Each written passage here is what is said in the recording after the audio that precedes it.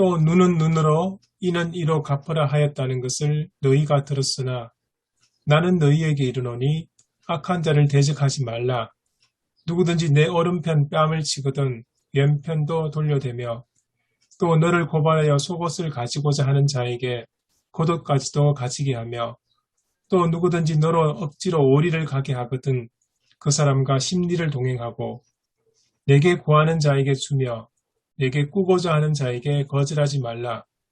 또 내 이웃을 사랑하고 내 원수를 미워하라 하였다는 것을 너희가 들었으나 나는 너희에게 이르노니 너희 원수를 사랑하며 너희를 박해하는 자를 위하여 기도하라.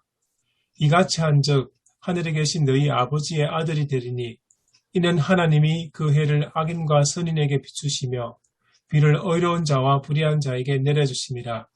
너희가 너희를 사랑하는 자를 사랑하면 무슨 상이 있으리요? 세리도 이같이 아니하느냐? 또 너희가 너희 형제에게만 무난하면 남보다 더하는 것이 무엇이냐? 이방인들도 이같이 아니하느냐? 그러므로 하늘에 계신 너희 아버지의 온전하심과 같이 너희도 온전하라. 아멘. 그 성령 강림절 6째 주일 모세의 시선을 넘어서 예수님의 시선으로라는 제목으로 있는데요. 마태복음 5장 38절부터 48절 읽어주셨고요. 먼저 주석을 보면 첫 번째 문학적 구조 두 가지 반제로 되어 있다.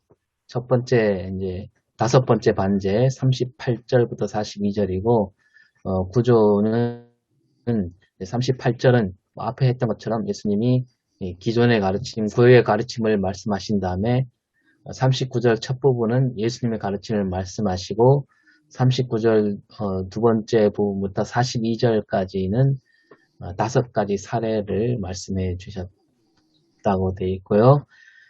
여섯 번째 반제에는 43절부터 48절인데 이것도 43절은 기존의 가르침, 율법을 말씀하시고 44절에 예수님이 말씀하시고 45절과 48절 보면 예수님이 그 이미테이션 데이를 모티브로 제시를 하셨다. 그러니까 하나님처럼 되라는 그런 말씀을 하셨고요. 46절, 47절은 부정적인 사례 두 가지를 말씀하시고 48절에 마무리로 되어 있습니다.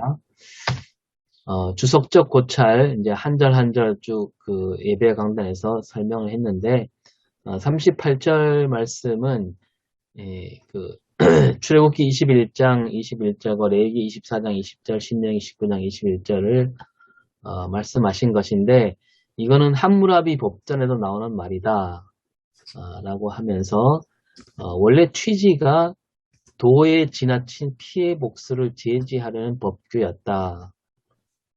그렇게 풀어주고 있는데요. 이게 이제 나중에 변질되는데 피해자의 권리, 이익 주장을 관철시키는 수단이 되었다라고 소개하고 있습니다.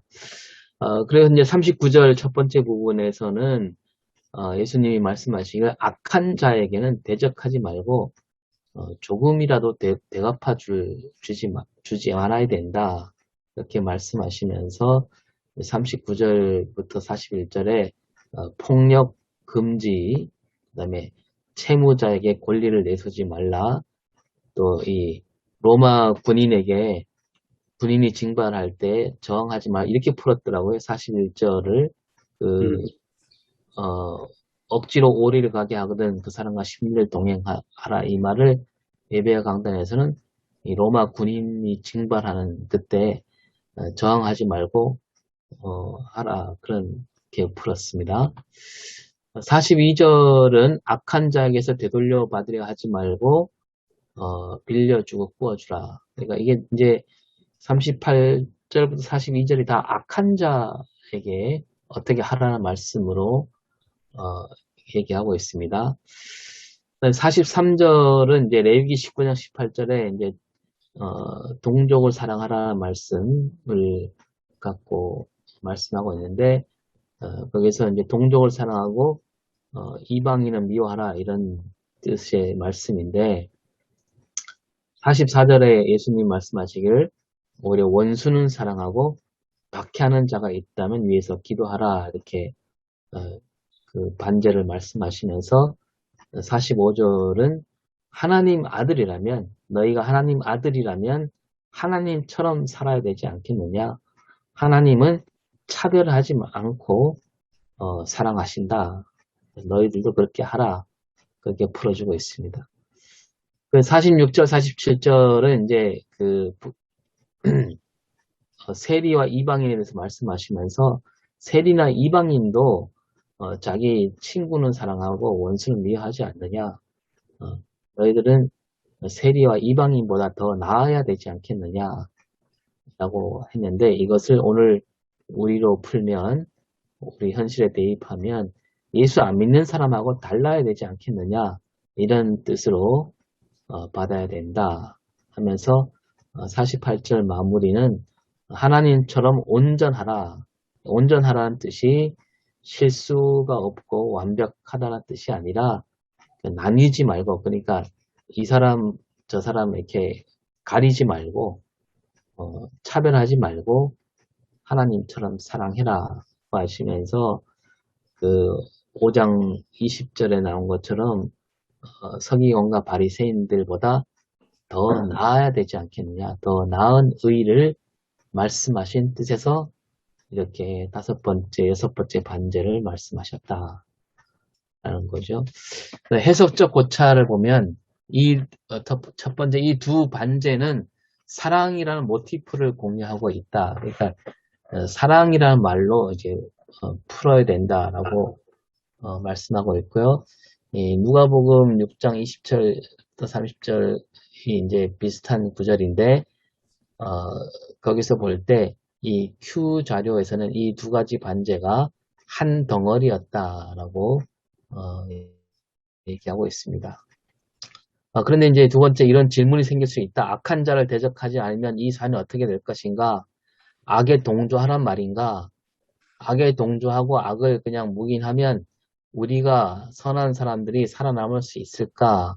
이런 질문이 생기는데 오늘 이거 예배 강단에서는 그런 질문에 빠지지 말고 그냥 사랑하라에 초점을 맞추자.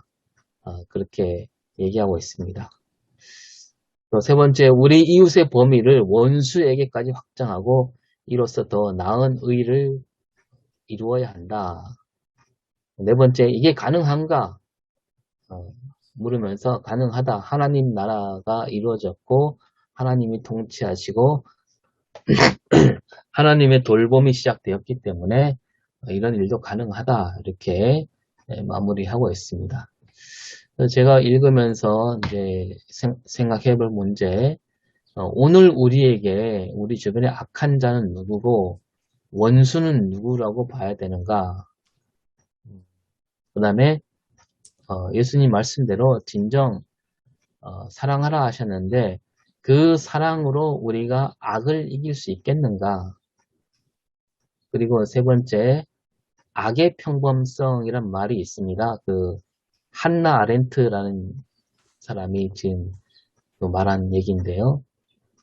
이 사람이 그 유대인이잖아요. 유대인인데 그 유대인 학살자 그 아이히만을 찾는 그 과정을 얘기하면서 그 악의 평범성 그러니까 이 아이히만이 그 가스 열차를 만든 사람이고 이 사람이 어떻게 하면 유대인을 더 많이 더 빨리 죽일 수 있을까 연구해서 가스 열차를 만들어서 그 가스 열차 안에서 그 수많은 유대인을 죽이고 또 그 열차의 종착역에도 가스실이 마련되어 있어갖고 죽인 아주 전범 중에 최고 전범인데 이 사람이 아르헨티나에 숨어서 살았잖아요.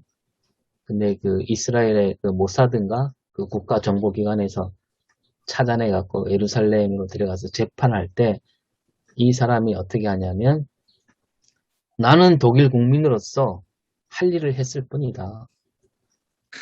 쭉 그렇게 주장합니다. 내가 충성한 것 뿐인데 내가 무슨 잘못이 있느냐 라고 하면서 일관되게 진술할 때 이 한나 아렌트가 거기서 이 악의 평범성, 그러니까 그 평범한 자들이 얼마나 악에 물들기 쉬운가 그런 의문을 말씀하고 있는데 오늘 우리에게도 그런 그 평범한 모습으로 다가와 있는 악, 그 악에 대해서 우리가 어떻게 우리가 처신해야 될까 그런 생각 해봤으면 좋겠습니다. 네, 이상입니다.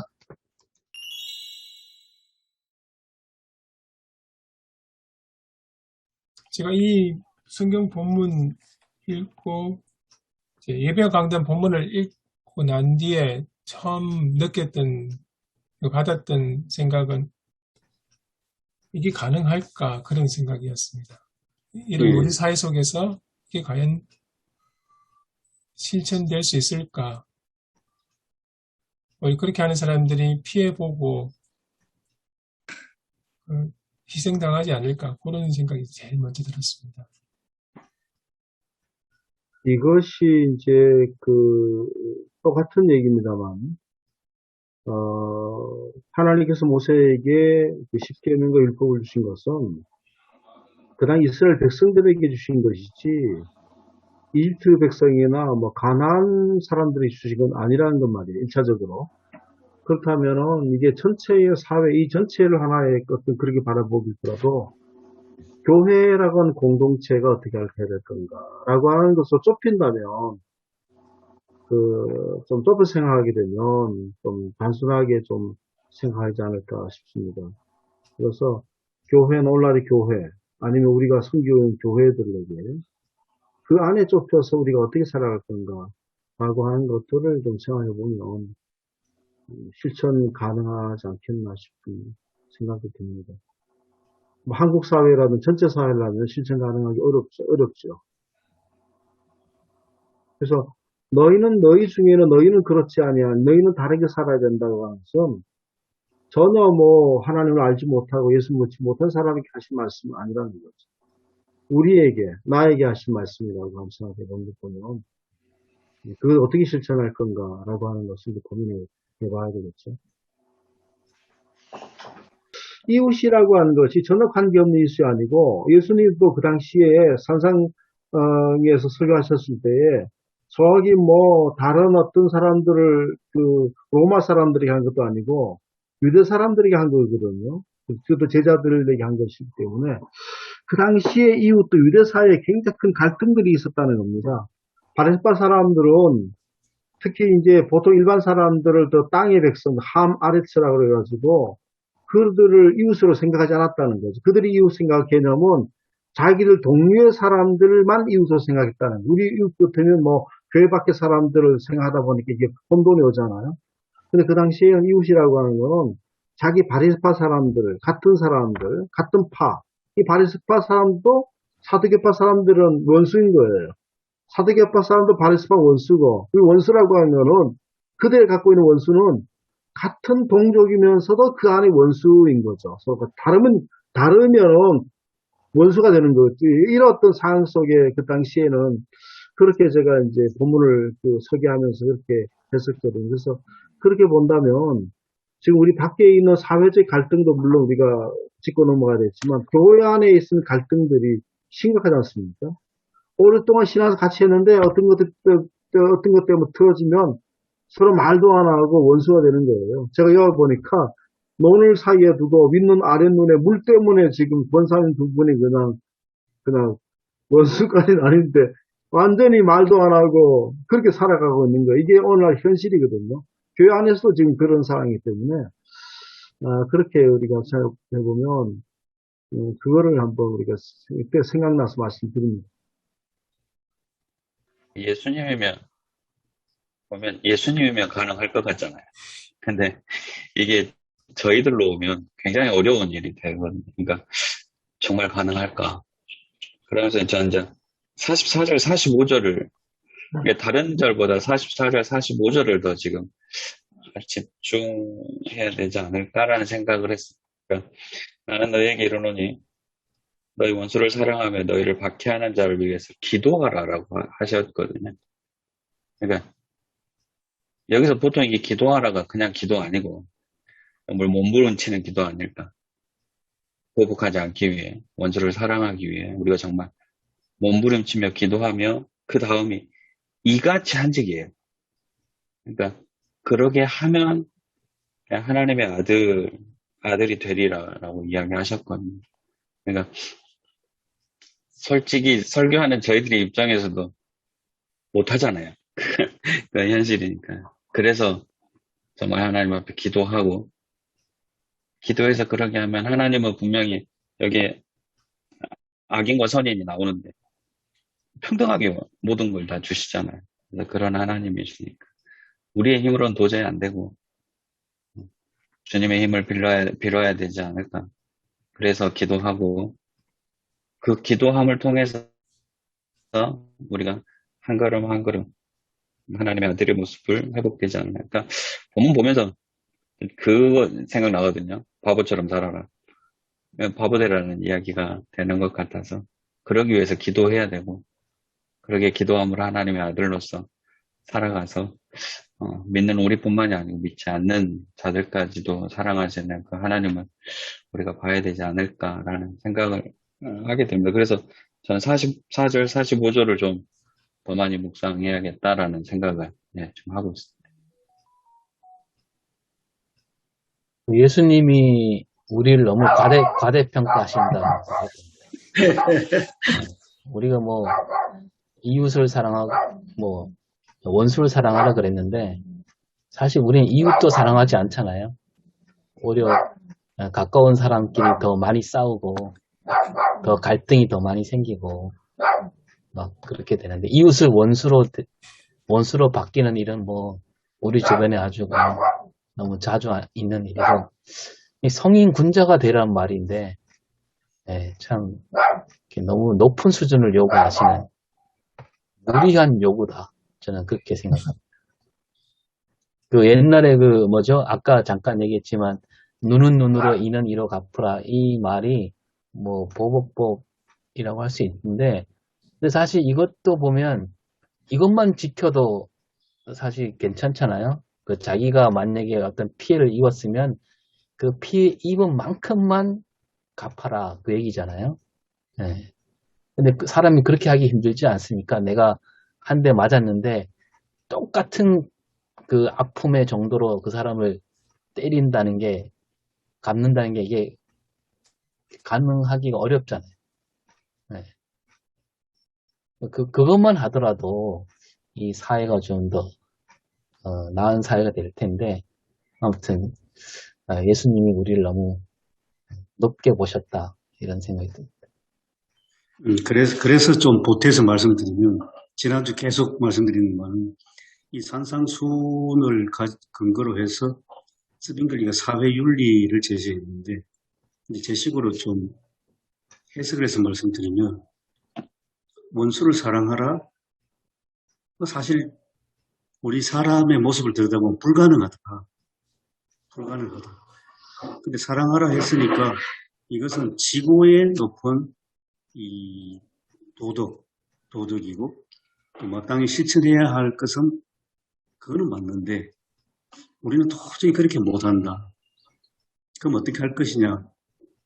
그래서 스빙글리는 그 자기 자신이 종교개혁하면서 그 당시 정부 공권력하고 같이 이제 계획을 했기 때문에 원수 갚는 것을 내가 직접 하지 말고 내가 억울한 일 당하고 또 사회 정의를 해치면 정부가 대신 원수를 갚아주라는 겁니다. 정부가 원수를 갚아줘서 어떤 사회의 정의가 살아있다는 것을 여실히 보여주고 그렇게 해서 어느 정도 이건 그냥 율법적인 부분이죠. 가장 기본적이고 최소 단계의 질서가 잡히면 그 다음에 크리스찬은 그보다 한 단계 높은 이 예수님의 말씀을 실천해 나가고 그래서 한꺼번에 이제 도달하는 것은 이거는 이 사람 자신이 이제 어떻게 죄인이기 때문에 그래서 이렇게 원수 갚는 것은 공권력이 좀 하고 질서가 잡히면 그러면 개인들 관계는 중요한 것은 죄 용서라 그랬습니다. 이 죄 용서가 전제가 돼야만 그다음에 이제 사랑이 가능하다는 거죠. 그런 말씀을 새겨 보면 마치 영화 뭡니까 밀양에서 보면 이제 너무 이제 값싸고 터무니없는 이제 용서가 나오는데 그 영화가 우리에게 굉장히 울림을 주지 않는가. 이 교회에서도 사랑만 자꾸 강조하게 되면 결국은 그 너무 값싼 용서가 되잖아요. 이거는 정말 진정한 어떤 사랑은 용서와 화해가 이루어진 다음에 사랑이 나왔는데 이제 그런 상황이 안 된 상태에서 자꾸 사랑을 강조하니까 마음의 부담만 자꾸 오고 그렇지 않다는 그런 생각이 들었습니다. 스빙글리를 원용하면서 한나 아렌트도 굉장히 우리가 깊이 오늘 사회에 들여다봐야 될 것 같습니다. 악의 평범성이란 것. 오늘 본문 말씀은 그 로마서 12장 말씀하고 연관해서 생각해 볼 수 있겠는데요.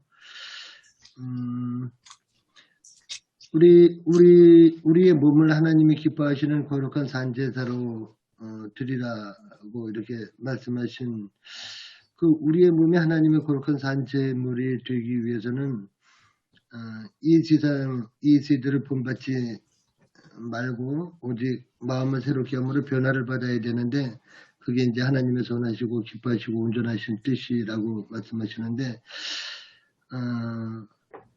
이게 그 원수 갚는 것에 대해서도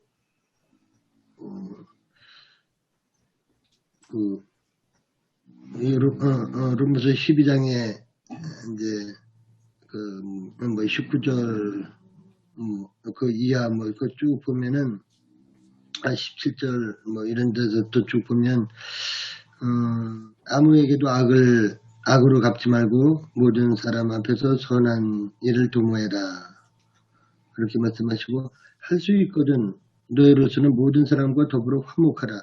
이게 요즘에 이제 우리가 그 법 제정이 실제적인 그 법을 저도 다 일일이 조목조목 따져보지는 못했습니다만 차별금지법 같은 거 이런 것을 우리 기독교인들이 차별금지법에 대해서 아주 굉장히 아주 편파적인 어떤 악법으로 그렇게 인식을 하고 있거든요. 그래가지고 그것이 기독교의 어떤 나쁜 좋지 않는 그런 영향을 주게 될 것이다 이렇게 이제 생각을 해서 그걸 이제 반대를 하고 그러는데 저는 그렇게 생각했어요. 법 그런 조항들을 다 살펴보지는 않았습니다만 사실은 이게 가장 기독교적인 법이 아닌가. 이게 할 수 있거든 너로서는 모든 사람과 더불어서 화목해야 되는데 우리 기독교의 어떤 그 특징 중에 하나가 굉장히 독선적이고 좀 외골수적인 그런 이미지로 비춰지고 또 우리가 또 그걸 신앙생활을 잘하는 것으로 이렇게 우리가 치부를 하고 있는데 사실은 이웃과 더불어서 화평하고 화목하기 위해서는 차별하면 안 되는 거거든요. 그 어떤 것도. 그래서 그것을 이게 사실은 굉장히 예민한 문제이기도 하고 또 잘못 이렇게 언급했다가는 굉장히 공격을 당할 수 있는 그런 문제이기는 하지만 분명히 성경에 말씀하신 대로 할 수 있거든 너로서는 모든 사람과 더불어 화목하라고 그렇게 말씀하셨기 때문에 원수 갚는 것까지도 너희가 할 것이 아니니까 너희의 그런 일일이 이렇게 대응하는 것을 삼가하고 그것을 다 하나님의 진노하심에 맡길 수 있는 오히려 그 로마서 12장 20절에 있는 것처럼 원수가 줄이면 먹이고 목마르면 마시게 하는 그것이 숯불을 그 원수의 머리 위에 쌓아놓는 그런 결과가 아니겠느냐 그런 쪽으로 오늘 이 본문을 로마서 12장하고 좀 같이 연관해서 생각해 보면 조금 실마리가 풀릴 것 같다는 그런 생각이 들었습니다. 보면 좀 자유로워져라라고 하는 생각이 좀 들었어요. 매이지 말고 원수라고 하면 결국 보복이라고 그 사람 매이는 거잖아요. 그 사람에게 매이는 거. 그래서 매이지 말고 좀 이렇게 그리스도인으로 온전해져라. 완전해져 하나님께서 자유롭던 거죠. 하나님께서 만약 뭐 여기 보면 빛을 악인에게 비추고 선하게 비추고 또 우리가 그런 것들을 자주 뭐 저는 이제 얘기를 하는데 밭이 있으면 그 여러 가지 우리가 흔히 말하는 악한 사람이라고 하는 것 그렇게 별로 좋지 않은 사람의 밭에도 비가 내리고 또 그렇지 않은 사람 비 안 내리고 교회 다니는 사람도 비 내리고 교회 안 다니는 사람도 비 내리는 주신 자냐 하나님 시전 자유로우신 분이시다 완전하다고 하는 우리가 그런 데에 얽매이지 말고 자유로워져라라고 하는 그런 의미가 있지 않겠나 생각됩니다. 왜냐하면 보복을 하는 순간 그 사람에게 빠져서 헤어나지 못하거든요. 미워하는 순간 그 사람에게 결국은 인생이 이제 뒤틀려지는, 그 사람과 함께 뒤틀려지게 되기 때문에 오히려 자유로워져라 라고 하는 그런 어떤 의미로 생각을 해볼 수 있습니다. 실제로 목회 현장에 이런 일들이 많이 나타나거든요. 목회 현장에 이렇습니다. 어떤 것들이 분명히 교회나 공동체에 치명적인 어떤 잘못을 했는데 그 사람이 어떤 그분 얘기를 실제로 있었던 얘기예요. 저희 지금 있는 교회도 있었는데 그 사람이 자기가 잘못했다고 해서 사람들 얘기하고 사람들 고백하지 않는 한 그 사람을 똑바로 보지 않겠다. 그렇게 얘기를 하는 거예요. 그래서 제가 그 사람은 그 사람이지만 자유하져라. 그렇게 얘기를 하거든요. 그래서 저 자신도 개인적인 인생 사례를 쭉 이제 생각하면서 살면서 오히려 매이지 않은 게 좋겠다. 저도 제 아내가 교통사고 가해자가 있어요. 가해자가 있거든요. 나중에 오랫동안 만나지 못하다가 몇 년 전부터는 같이, 물론 또 친구예요, 또. 그래가지고, 친구 때문에 제 아내 인생이 완전히 뒤틀려버린 거거든요. 제 목표도 마찬가지고.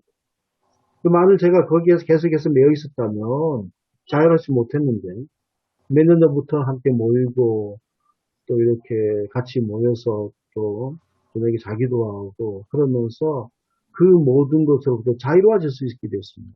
아니면 계속 그것 때문에 원망하고, 계속해서 그것 때문에 얘기하고 그랬었더라면, 오히려 내가 그 인생에 거기서 빨려 들어가가지고, 그렇게 비참하게 살았을 텐데, 예수님께서 하신 말씀은 너희들은 좀 하나님 온전하신 좀 자유로워져가지고, 그런 것에 매이지 않고, 살아가고 하는 그 말씀으로 보시지 않겠나, 그런 생각이 듭니다.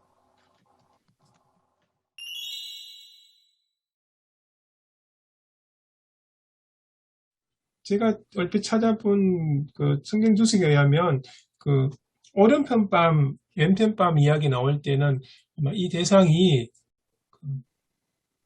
그러니까 유대 기독교인 선교사들을 박해하는 사람들이었을 것이다.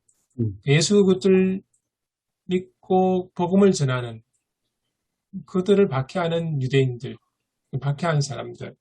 그 이야기가 관련된 게 우리 마태복음 5장 11절 보면 나로 말미암아 너희를 욕하고 박해하고 거짓으로 너희를 거슬러 모든 악한 말을 할 때는 너희에게 복이 있나니 이렇게 말씀하신 분이 있거든요. 이 말씀을 생각하고 염두에 둔다면 여기 오른편 뺨 때린다는 것 이런 것 이렇게 때리는 사람들 누구였을까? 아마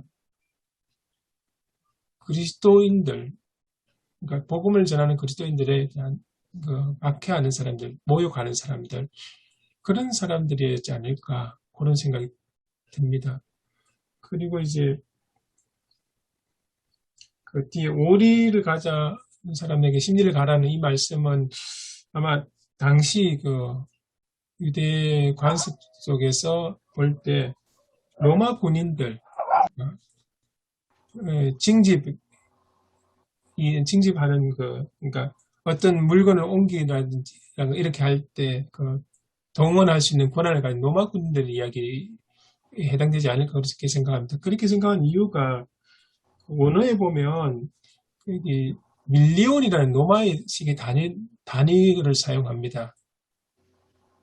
그러니까 보통 유대인들은 스타디온을 쓰는데 요세푸스 같은 경우도 스타디온을 썼다고 그러더라고요. 예수님이 밀리온이라는 로마식 단어를, 그러니까 로마 사람들이 단위를 썼다는 것 자체가 이 단어의 뉘앙스 속에 로마 군인들이 강제로 물건을 옮기는데 징집할 때, 오리를 갈 때 두 배선을 도와주라. 그러니까 그런 이야기인 것 같습니다. 이렇게 볼 때 이제 이 본문에 나오는 악한 자는 결국 당시에 살아가는 유대계 그리스도인들의 직면하는, 마주하는 그런 사람들이었지 않을까, 그런 생각이 듭니다. 그리고 혹시 악한 자를 대적하라는 말의 의미가 뭔지 혹시 목사님들께서 생각해 보셨습니까?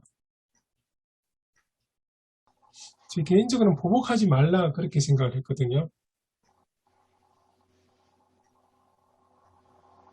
앞에 38절의 말씀, 그러니까 눈에는 눈, 이에는 이로 하는 그 말씀에 대해서 이렇게 대립되는 것으로 악한 자를 대적하지 말라. 악한 자의 뒤에 나오는 예들처럼 그런 일을 할 때에도, 그런 일을 당할 때 보복하지 말라.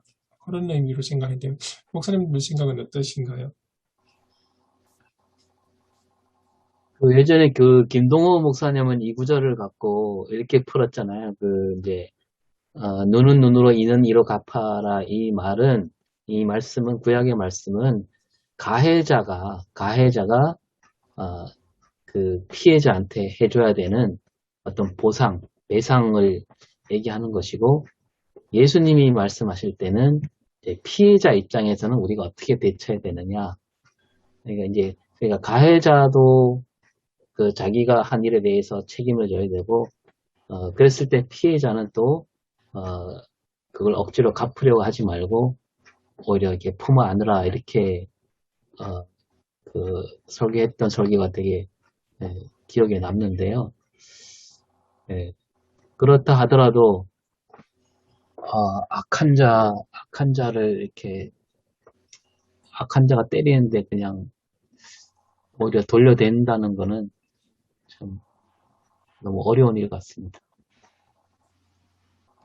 이제 나한테 어떤 가해를 입힌 사람들, 나를 힘들게 했던 사람들을 사랑하는 게 힘들 겁니다. 근데 그런 예수님 말씀대로 우리가 정말 기도하고 힘을 써서 그 사람들까지 한다고 칠 때, 그러나 또 그 악한 사람이 나뿐만 아니라 내 옆에 있는 다른 사람까지도 막 악한 짓을 저지를 때, 그때도 우리는 그 사람을 두둔하고 포용하고 사랑하고 해야 되나요?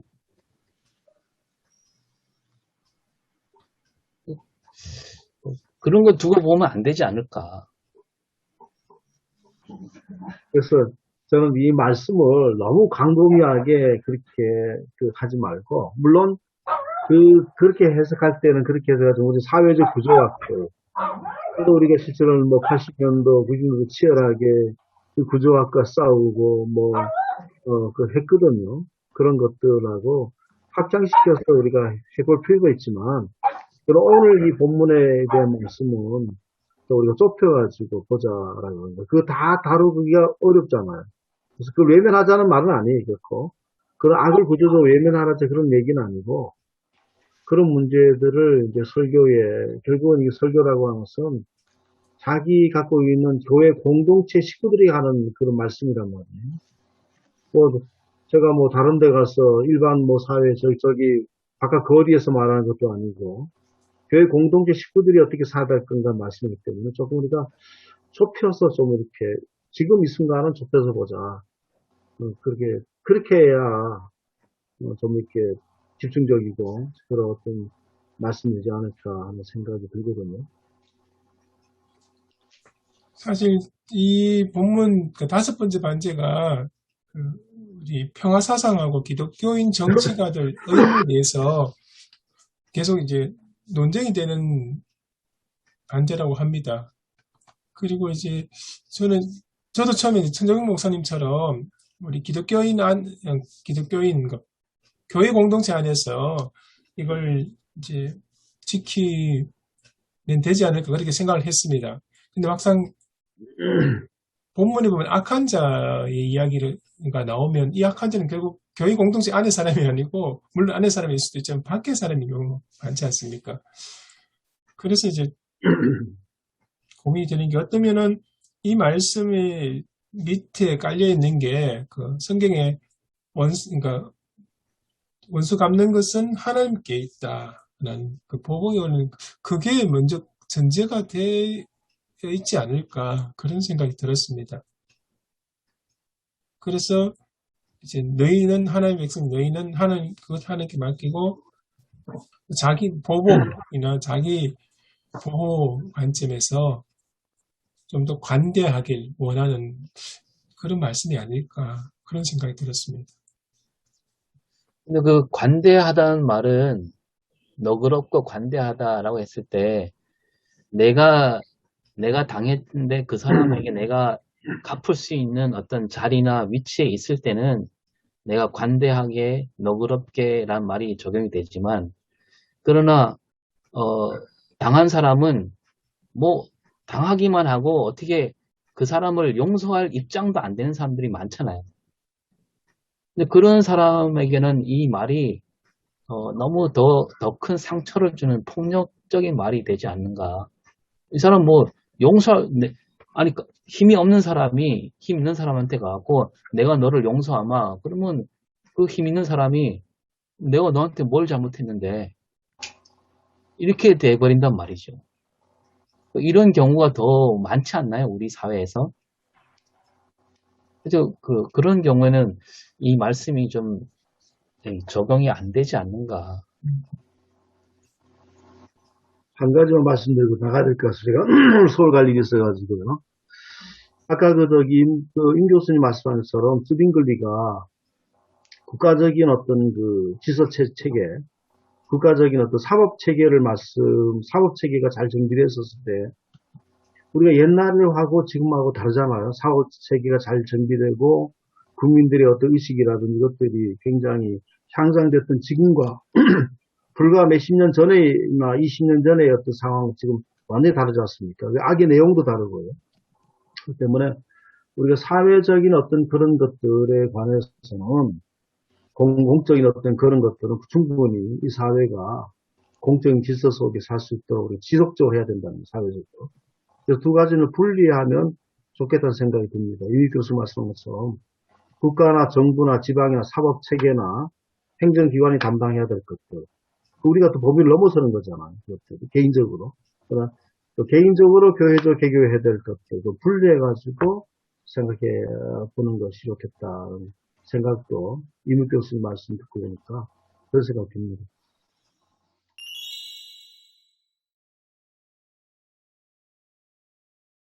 근데 그 43절에서 원수를 미워하라 이렇게 예수님 말씀 그런 얘기를 하셨는데 그 레위기 19장에서는 뭐 원수를 미워하라는 말은 하지 않잖아요. 그죠?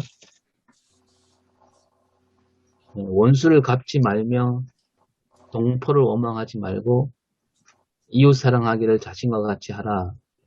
그렇게 말씀했는데 하여튼 뭐 구약 시대에는 뭐 이방인을 원수로 여겼다라고 이제 이 예배와 강단은 그렇게 풀어주고 있는데 오늘 우리가 이 말씀 들을 때 누가 우리의 원수인가 거기에 따라 또 이렇게 풀이가 달라지지 않을까 생각해요. 네, 대부분 사람들이 교인들이 그 원수라고 생각하는 사람들이 무슨 정치적인 문제를 가지거나 뭐 큰 정의 뭐 이런 거하고 생각 없는 것 같던데요. 얼마 전에도 이제 저한테 전화를 하셔서 한 분이 우리 교회 교회는 아니고 다른 교회 권사님인데 이제 저하고 잘 아는 권사님이 당신이 한 20년 동안 힘들게 그 마음속에 짐을 가지고 있던 고백을 저한테 하셨는데 원수죠, 원수. 근데 원수가 누구냐면 그 힘들게 했던 분들이 당신한테 한 20년 전에 800만 원, 500만 원 꼬간 사람들이 돈을 안 갖고 지금까지 교회 신앙생활 하면서 권사도 되고 돈이 있다고 또 자랑도 하고 그런데 본인들이 그 갚을 생각이 없이 원수인 거죠, 원수. 근데 이제 또 주위에 있는 사람들은 아유 권사님도 복 많이 받았으니까 권사님이 이해해 용서해야지 그렇게 말하는 것도 우습다는 거예요. 그런 얘기를 저한테 한 시간을 하시는데 뭐 원수가 별거 아니더라고요. 근데 저도 지내보니까 제 뜻하고 조금 안 맞으면 원수고 좀 기분 나쁘게 하면 원수 같아요. 어떨 때는 같은 사람. 뭐 원수하고 이웃이 큰 차이가 없습니다. 아까 풀 얘기한 것처럼 제가 요즘 그걸 좀 느꼈는데요. 상당히 아주 지극히 주관적인 판단으로 원수도 만들고 또 지극히 주관적인 판단으로 용서하기도 하고 그런 것 같습니다. 이 사람들이 내 눈을 뽑아가서가 아니고 작은 건데 나를 힘들게 하고 상처받게 하면 그것도 원수가 되는 것 같고 시대약 이런 게 뭐 요즘 얼마나 많이 있겠습니까 사람들한테 아주 지극히 개인적인 것으로 판단하는 것 같아요. 근데 하나님이 우리를 사랑하시는 거하고 하나님 죄인 된 우리를 사랑하신다란 말하고 하나님이 죄까지도 너그럽게 봐주시는 건 아니라고 보는데 그렇다면 뭐 근데 사실은 이 말씀에서 하나님에게 원수는 우리가 이제 흔히 말하면 사탄이라고 할 수 있잖아요. 그럼 하나님은 그 원수된 사탄을 하나님이 사랑하시나요? 하나님한테 물어보세요. 하나님도 못하잖아요. 하나님도 못하는데 우리는 그러니까 원수라고 할 때 김성경 목사님 말씀하신 그 뭐 우리가 흔히 일상생활 벌어지는 친하게 지내다가도 어떤 일 때문에 막 멀어지기도 하고 이런 사람까지 원수라고 보기는 어렵고 이제 여기서 말하는 원수는 어떤 지속성이 있어야 되겠죠. 지속적으로 계속 미워할 수밖에 없는 그 척질 수밖에 없는 그런 대상을 얘기한다고 봐야 되겠죠. 네, 그런 것까지 사랑하라고 들리는데 그러니까 아까 말씀드린 대로 하나님은 그렇게 하지 않잖아요. 그 사탄을 그냥 결국은 용서 안 하시고 그 완전히 멸망시키시잖아요. 그런데 우리 보고는 원수를 사랑하라고 하시니까 하나님한테 물어봐야 돼. 네. 이게 뭐 저는 조금 뭐 다른 생각이 아니고 그 원수에 관해서요. 지금 44절에 나는 너희에게 이르노니 너희는 원수를 사랑하며 너희를 박해하는 자를 위해서 기도하라라고 하잖아요. 그래서 저는 지금 계속 생각을 받아들인 게 뭐냐면 원수를 사랑하는 그 이 원수는 그러니까 지금 일 말고 과거에 나에게 어떤 일을 했다. 그러니까 나에게 잘못을 했거나 어떤 일을 과거에 나를 힘들게 했던 그를 사랑하고 저는 이제 원수하고 박해하는 자하고 그게 같다고 생각하는 이유가 원수는 과거에 했던 일 때문에 나를 힘들게 했다. 그리고 박해하는 자는 지금 나를 힘들게 하는. 그러니까 그래서 저는 이제 원수를 다른 개념보다는 지금 똑같은 말 아닌가. 과거에 나를 힘들게 했던 사람과 지금 나를 힘들게 하는 그들을 사랑하고 품고 기도하라라고 하는 걸로 받아들여도 되나 라고 생각을 하고 있었거든요. 그러니까 이 원수를 저는 과거 일로 나를 힘들게 했다. 그리고 지금 박해하고 있는 그러니까 그렇게 받아들여서 기도하라는 게 저는 이제 기도하라에 계속 생각한다고 그랬잖아요. 그러니까 기도하라 여기에 초점을 맞춰서 생각을 하니까 저는 그렇게 보려고 했었거든요. 여기서 원수는 과거에 나에게 힘들게 했던 그 사람들 그리고 지금 박해하고 있는 자는 지금 현재 나를 힘들게 하고 있는 사람들을 위해서 기도해라. 저는 오성일 목사님이 했던 얘기랑 거의 좀 동조하거든요. 못해요. 저희는 도저히 못하는 게 맞지 않나. 그래서 원수 사랑해라라고 설교하고 있는 저희들도 화 많이 내잖아요. 성도님들한테. 그러니까 그래서 무릎 꿇고 기도해야 되는 모습을 보여야 되지 않나라고 생각을 하거든요. 분명히 악인과 선인에게 다 비를 주시는 분이시니까. 그리고 또 악인과 선인에서 저희들을 좋게 보는 사람도 있고 안 좋게 보는 사람도 있잖아요. 어떻게 보면 우리 자신이 악인이 될 수도 있고 선인이 될 수도 있거든요. 남들이 봤을 때. 저를 좋아하시는 분들은 뭘 해도 좋게 보지만 싫어하시는 분은 뭘 해도 나쁘게 보거든요. 그러니까 악인이 될 수도 있고 선인이 될 수도 있는 우리의 모습이어서 이거 얘기하시는 주님이 참 많이 외롭지 않으셨을까. 아무리 얘기도 못 알아듣는 그 제자들을 놓고 그래서 그 외로운 그 주님이 외쳤던 그 말씀에 저희들이 조금이라도 좀 보답하기 위해서는 그래서 저도 이 말을 좀 싫어하긴 하지만 기도밖에 방법이 없지 않나 라는 생각을 하거든요. 그래서 이제 44절 45절을 계속 이번 한 주간 여기를 정말 많이 묵상을 해야 되겠다. 계속 그 생각을 하고 있습니다. 근데 오늘 이제 뭐 예수님께서 말씀하시는 이 원수라는 개념 속에는 아까 뭐 최영재 교수님도 얘기했지만 그 오리, 심리 이런 게 다 군사적인 용어, 로마 군인에 관한 이야기라고 말씀도 하셨고 또 어떤 주석에 보니까 이제 오른쪽 뺨을 칠 때 우리가 왼손으로 때리거나 아니면 이 손등으로 때려야 되거든요. 그런 얘기는 아주 모욕적인 상황이기도 하고 또 박해하는 거 이런 거 다 그 사회적인 억압이나 종교적인 박해 이런 데서 오는 것들이라고 이제 저는 보거든요. 그래서 당시 그 로마 그 레기온이라고 하는 혹은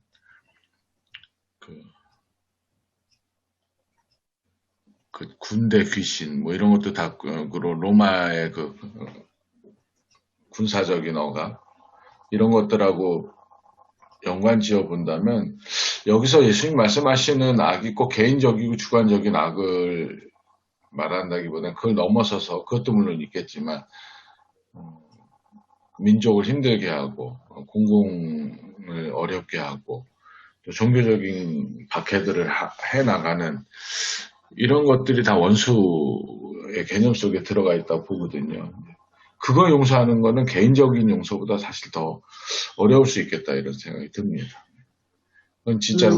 네. 오늘 이 본문 말씀은 우리 기독교뿐만 아니라 모든 종교 다 마찬가지인데 그 근본주의자들이 참 이게 문제거든요. 너희가 근본주의자가 되지 말라라는 의미로 주신 말씀 같아요. 이게 기독교가 대사회적으로도 그렇고 아니면 타종교에 대해서는 뭐 말할 것도 없고 굉장히 지금 오늘날 우리 대한민국의 기독교가 굉장히 근본주의로 막 치닫는 것이 아닌가 그런 생각이 듭니다. 근데 이제 그것이 어떤 기독교의 근간을 지키는 것이라고 생각을 해서 그렇게 이제 하는 것 같기는 한데 하나님께서 오늘 이 본문을 통해서 주시는 이 말씀은 아까도 뭐 그런 뉘앙스의 말씀들 하셨는데 그래서 저는 제목을 그냥 온전한 자유 이렇게 잡으려고 그러거든요. 이게 우리가 박해를 당해도 뭐 다치거나 뭐 핍박을 당해도 그 안에서도 진짜 참 자유, 온전한 자유가 있거든요. 그게 이 말씀대로 이렇게 용서하고 다 이 말씀대로 주신 말씀대로 그대로 할 수 있는 사람은 진짜 온전한 자유를 누리는 건데 아까도 말씀하신 것처럼 이거는 참 자유이시고 참 온전하신 하나님만 하실 수 있는 것은 그게 맞는 거고 우리는 그 모양이라도 이제 따라가려고 이제 그렇게 하는 것뿐이고 어쨌거나 우리의 지향점은 거기에 있어야 되는 건데 이거를 우리가 막 반박하고 막 뭐라고 그럴까 대들고 그렇게 해서 해결할 수 있는 문제는 아니라고 봐요. 그건 굉장히 위험한 발상이고 아주 근본주의자가 되어가는 그런 것이라고 생각하기 때문에 하나님의 온전하신 저런 너희도 온전하라고 하신 그 말씀이 마음에 와 닿으면서 참 자유가 무엇인가, 온전한 자유가 무엇인가 이런 것을 오늘 이 본문을 통해서 좀 이렇게 느끼게 됐습니다. 아까 계속 그 원수에 대해서 이야기를 하셨는데 전 좀 엉뚱한 해석을 했습니다. 우리 오성일 목사님 악의 평범성에 대해서 이야기를 하셨잖아요. 악은 뭐 특별하거나 뭐 그런 게 아니고 우리 일상생활 속에 너무 평범한 이웃 사람이 그렇게 악한 일을 저질렀다는 그런 이야기 저는 이해를 하는데 그런 점에서 본다면 우리가 일상생활에서 원수라고 이야기할 때는 가끔씩 남편을 보고 우리 왼수 덩어리 그렇게 이야기하기도 하고 아이들 있잖아요. 네다섯 부모님 말 안 듣는 그 완전히 자기 멋대로 하는 그 아이를 보고 원수야 이렇게 이야기를 하잖아요. 근데 그렇다고 해서 그 아이, 그 남편을 사랑하지 않는 건 아니잖아요. 하지만 그렇게 행동하는 것, 그런 모습을 싫어하는 거지. 그 사람 자체, 그 아이 자체는 내 아이고 내 남편이고 사랑을 하지 않습니까? 그래서 이제 그런 그때 원수하고 달라요, 좀 목사님. 예, 그때는 왼수라 그러지 왼수. 아이고 저 왼수, 원수라고 하는. 그래서 이제 오늘 성경 말씀을 이제 그러니까 45절하고 48절의 이 말씀을 보면 어떻게 보면 하나님을 닮아라 이런 이야기 같은데 그러니까 하나님 닮은 게 딴 게 아니고 하나님의 성품 닮아라 그런 의미인 것 같아요. 그러니까 제가 이야기로는 그러니까 악한 행동하고 그 사람의 그 본질하고는 좀 본질이랄까 그 사람하고는 좀 구분하는 것 같아요. 그러니까 아이가 했는 그 나쁜 행동에 대해서는 싫어하고 미워하지만 그 아이를 사랑하는 것처럼 하나님을 닮는다는 것은 결국은 그 사실 악인이나 선이나 모두 다 하나님의 형상으로 시험 받았잖아요. 그리고 그 사람이 회개하면 얼마든지 하나님의 자녀로 들어올 수 있지 않습니까? 그걸 좀 구분하라는 의미가 아닐까. 하나님께서 악인과 선인에게 해를 비치고 비를 주시는 것도 어쩌면은 모두 자기의 형상을 따라 창조한 피조물이기 때문에 똑같이 주시는 게 아닐까. 그렇다고 해서 그 사람의 악한 행동에까지는 이제 옹호하는 건 아니시고, 그러니까 심판하시지만, 그렇게 구분을 한다면, 어떻게 보면 오늘 45절이나 48절의 말씀은 너희는 하나님처럼 하나님의 관점으로 사람을 볼 수 있으면 좋겠다. 그런 의미가 아닐까 생각합니다.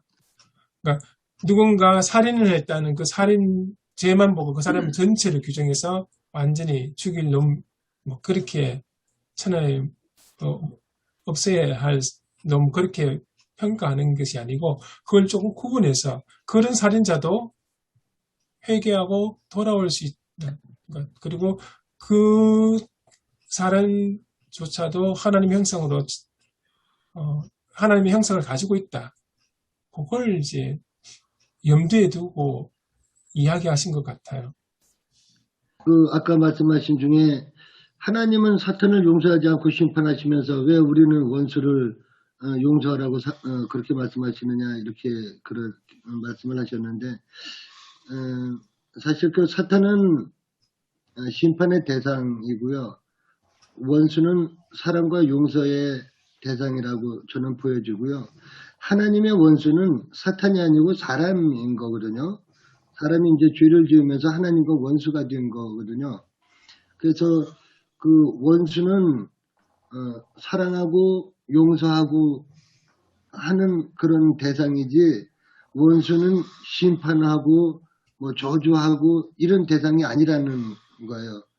그 사탄은 사랑하고 사탄을 용서할 수 있는 그런 대상이 아니고 사탄은 심판하고 결국 파멸로 이렇게 다스려지는 불못으로 다스려지는 것이 사탄이고 그렇기 때문에 사탄을 원수라고 그런 개념으로 보는 거는 조금 다른 시각에서 봐야 되지 않나 그런 생각이 들어서 사실 원수는 하나님과 우리가 원수인 거지 하나님과 사탄이 원수인 관계는 아니라고 저는 그런 생각이 들었어요. 그 목사님의 그 말씀을 다 10분 받아들인다 하더라도 하나님은 우리가 죄를 지었을 때 우리를 원수로 여겼다. 근데 하나님이 우리를 사랑하셨다. 라고 그걸 받아들인다고 해도 우리 입장에서는 또 다른 거예요. 왜냐하면 하나님은 우리에게 벌을 주실 수도 있고 우리를 어떻게 할 수 있는 능력이 있으시고 어떤 주권이 있으신 분이잖아요. 그래서 하나님은 우리를 받아들일 수 있는 그런 자리에 계신 분이고 그러나 우리 입장에서는 나에게 어떤 해를 끼친 사람 그 사람에게 우리가 그 사람을 용서할 수 있는 자리에 있느냐 사랑할 수 있는 자리에 있느냐 안 그런 경우가 훨씬 더 많죠. 그 사람은 전혀 우리에게 잘못했다고 얘기 안 하는데 뭐 이를테면 조금 약간 엇나간 비유지만 일본과 우리 사이도 마찬가지잖아요. 우리가 일본을 어떻게 용서합니까? 용서할 수 있는 자리가 없잖아요. 왜냐면 일본이 우리보다 더 힘이 세고 하니까 일본은 우리는 잘못한 게 없다. 잘못한 게 없다 그런데 우리가 어떻게 그들을 포용하고 용서할 수 있어요? 걔들은 우린 잘못이 없다 그런데 우리가 가갖고 너의 죄를 사하노라. 너를 사랑한다. 그러면 걔들이 뭐 거기에 무슨 감동이 있겠습니까? 아니, 회개를 해야 용서를 하죠. 그렇죠. 회개를 해야지. 회개해야지 용서받는 거지 뭐. 네. 아니 이제 저는 다른 생각을 했는데요. 조금 이게 원수가 꼭 나도 원수가 될 수 있다는 생각을 좀 해야 되는데요. 이게 교회라는 이름으로 이제 교회가 기독교가 더 이때는 지금 뭐 유대인들이나 어떻게 보면 초대교회 생각하면 다 교회가 약했을 텐데 사실 교회가 강자의 역할이 되면서 혹은 기득권이 되면서 교회 이름으로 저질러지는 많은 악들도 있다고 생각합니다. 저는 그래서 그럴 때 저는 눈에는 눈, 이에는 이게 약자를 보호하는 것뿐만 아니라 나도 네 눈도 내 눈만큼 귀하다 이렇게 생각하고 살라는 걸로 늘 받아들였거든요. 그러니까 우리가 항상 원수 얘기하면 우리 약자인 줄 압니다.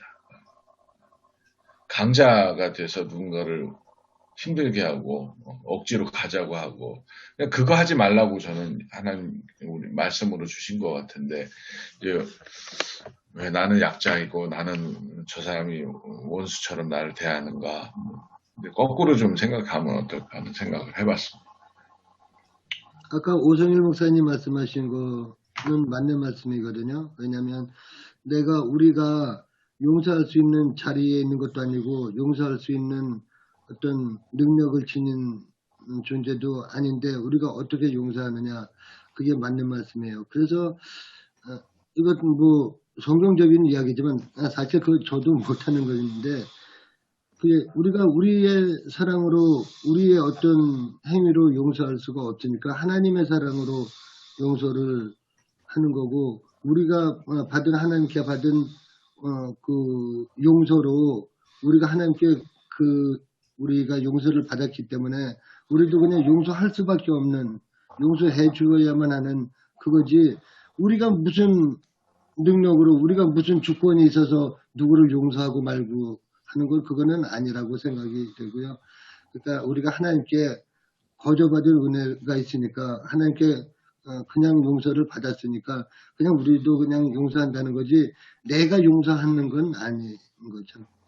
그러니까 이 말씀 우리가 잘못 받아들이면 원수까지 사랑하라 그랬는데 그 나쁜 짓을 저지른 사람에게 가서 축복 기도해주고 그러니까 이를테면 그 박정희 대통령이 유신 헌법을 공포했을 때 우리 종교 지도자들이 가서 유신 헌법이야말로 최고의 헌법이라고 막 칭찬하면서 기도해 줬잖아요. 그 다음에 전두환한테 가서도 목사님에 가갖고 축복기도 해주고, 그 학살을 저지른 사람한테 가갖고, 저는 그 안에 뭐가 들어있냐면, 예수님이 원수를 하라 그러지 않았느냐. 그런 자기 합리화를 갖고 그렇게 저는 했다라는 생각이 들어요. 그래서, 그분들은 가이사의 것은 가이사에게 드려라 하는 그 말씀을 가지고 의지해서 그런 걸로도 어쨌든 간에,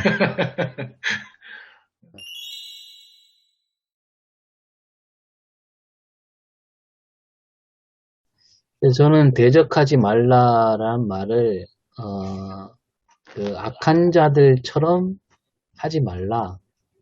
악한 자들이 하듯이 그렇게 하지 말라. 그 악을 악으로 갚지 말라 이런 뜻으로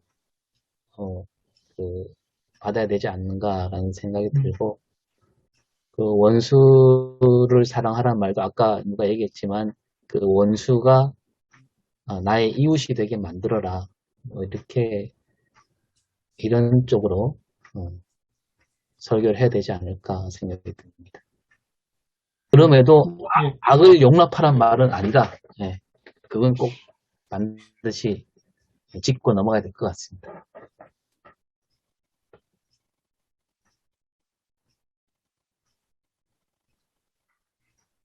저는 뭐 계속 얘기했던 것처럼 솔직히 저도 자신 없거든요. 그래서 기도하자는 얘기하고 이같이 한즉 내가 정말로 주님 바라보고 기도하는 그 모습을 통해서 하나님의 아들이 되어지는 모습이 되니까 저는 이렇게 합시다는 제가 못하니까 못할 것 같고요. 같이 이렇게 공동체로 기도하는 모습으로 그 모습으로 나아가자라고 그렇게 하게 될 것 같지 않을까라는 생각을 합니다. 이게 그 산상수훈 자체가 사실 우리로서는 그냥 인간으로서도 그렇고 우리는 목회자라고 함에도 불구하고 그리스도인들에게도 이게 진짜 실천하기 굉장히 힘든 그런 말씀이잖아요.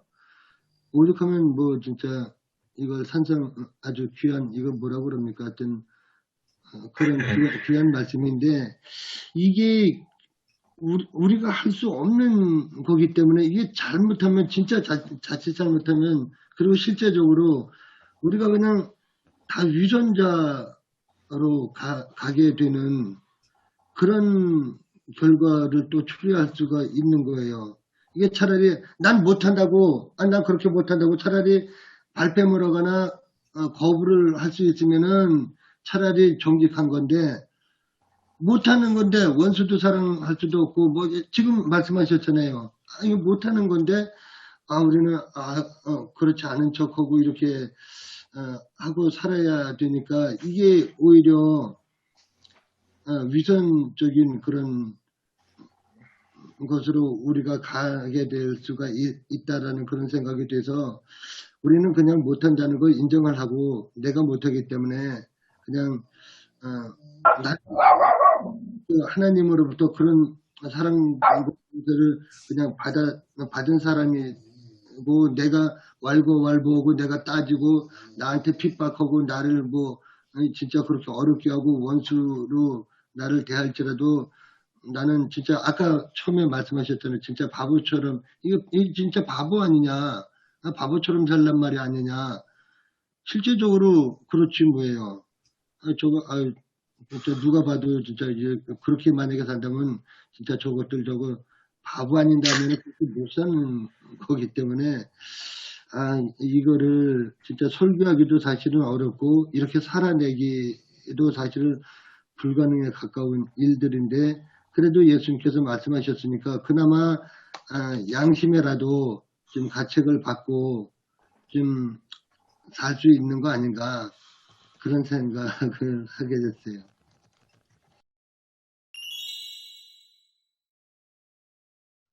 하나님 은혜를 감사드립니다. 또 어제 주일 사역을 잘 마치고 또 오늘 아침 일찍부터 저희들이 모여서 주님께서 주신 말씀을 깊이 생각하며 나누어 보았습니다. 우리가 감당하기 어려운 말씀이지만 그래서 더욱 주님께서 우리에게 지혜를 주시고 또 명철을 다하여 주셔서 이 말씀이 우리에게 무엇을 뜻하는지 잘 깨달아서 우리 또 성도들에게 잘 전할 수 있는 저희가 될 수 있도록 인도하여 주시옵소서. 감사드리며 예수님 이름으로 기도드립니다. 아멘. 아멘. 네. 예, 감사합니다. 수고하셨습니다. 수고하셨습니다. 네, 고맙습니다.